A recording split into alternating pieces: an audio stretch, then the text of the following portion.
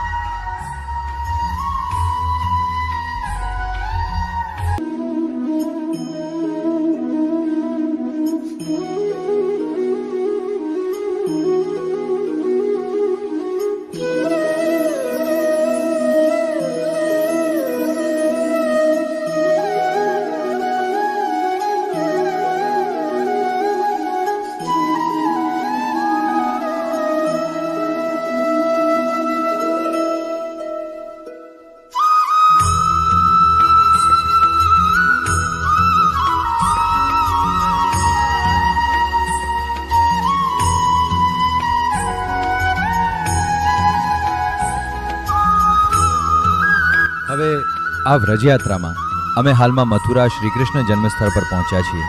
હવે અમારી ગાડીઓ પાર્ક કરીને થોડું ચાલીને આગળ જવું પડશે, કારણ કે અહીં પ્રવેશ માટે મોબાઈલ, ફોન અને કેટલીક પ્રતિબંધિત વસ્તુઓ સાથે લઈ જવાની મંજૂરી નથી.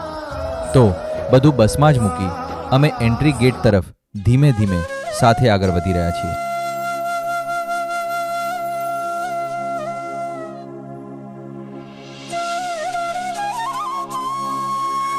પ્રિય યાત્રિકો, આજે અમે પવિત્ર ભૂમિની યાત્રા પર છીએ જ્યાં ભગવાન શ્રી કૃષ્ણે અવતાર લીધો હતો. આ છે શ્રી કૃષ્ણની જન્મસ્થળ મથુરાના કારાગૃહમાં, જ્યાં વસુદેવ અને દેવકીએ કંસના ભયથી પીડાતા તેમના પવિત્ર સંતાન કૃષ્ણને અહીં જન્મ આપ્યો હતો.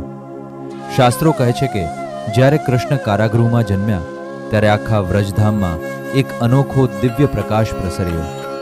આ સ્થાન જ્યાં ભગવાન શ્રી કૃષ્ણે પોતાના પાવન પગલું મૂક્યું એ દરેક ભાવક માટે અનંત કૃપા અને ભક્તિનો સ્ત્રોત છે.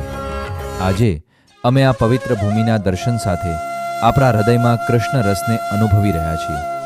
આવો આ દિવ્ય સ્થાનના દર્શન સાથે આપણા જીવનને ભક્તિ અને શાંતિથી ભરીએ.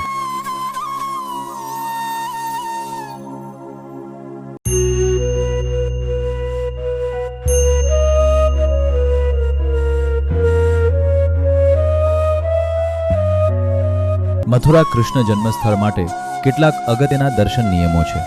મુખ્યત્વે દર્શન માટે કોઈ પ્રવેશ ફી નથી અને દર્શનના સમયગાળાઓ ઉનાળોમાં સવારે 5 વાગ્યાથી 12 વાગે અને સાંજે 4 વાગ્યાથી 9 વાગીને 30 મિનિટ સુધી અને ઠંડી મોસમમાં સવારે 5 વાગીને 30 મિનિટથી 12 વાગે અને સાંજે 3 વાગ્યાથી 8 વાગીને 30 મિનિટ સુધી છે.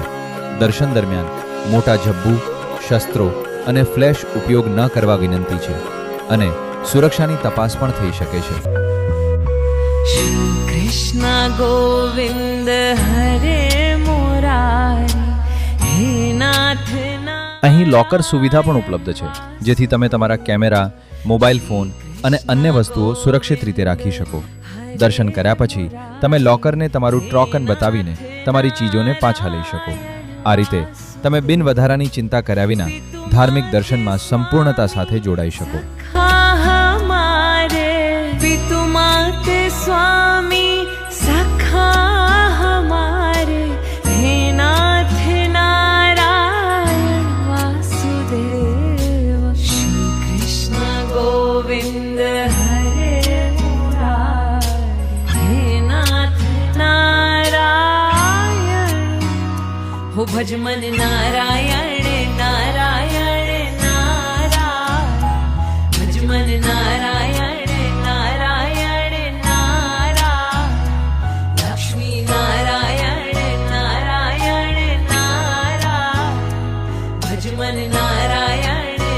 આ પવિત્ર દર્શન બાદ અમે હવે વિશ્રામ ઘાટ તરફ જઈશું. શાસ્ત્રો કહે છે કે ભગવાન શ્રી કૃષ્ણે કંસનો વધ કર્યા બાદ યમુનાજીના કિનારે વિશ્રામ લીધો હતો. આ પવિત્ર સ્થાન પર ભગવાન શ્રી કૃષ્ણે શાંતિથી આરામ કર્યો એ શ્રદ્ધાળુઓ માટે અનંત કૃપા અને પ્રેમનો સ્ત્રોત છે.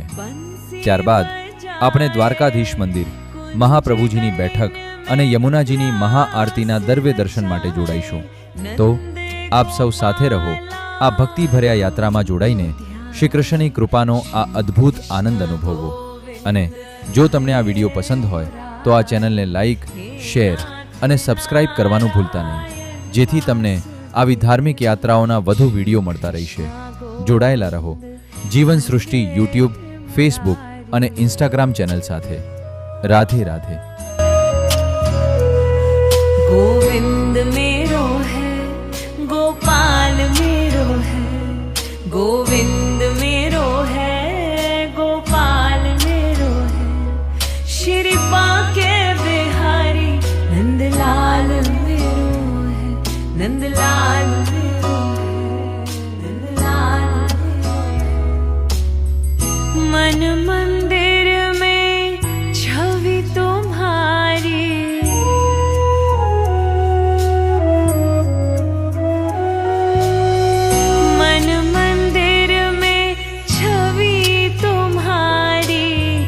नटखट लीला अति मनोहारी. आए शरण सुनो विनती हमारी. श्री कृष्ण गोविंद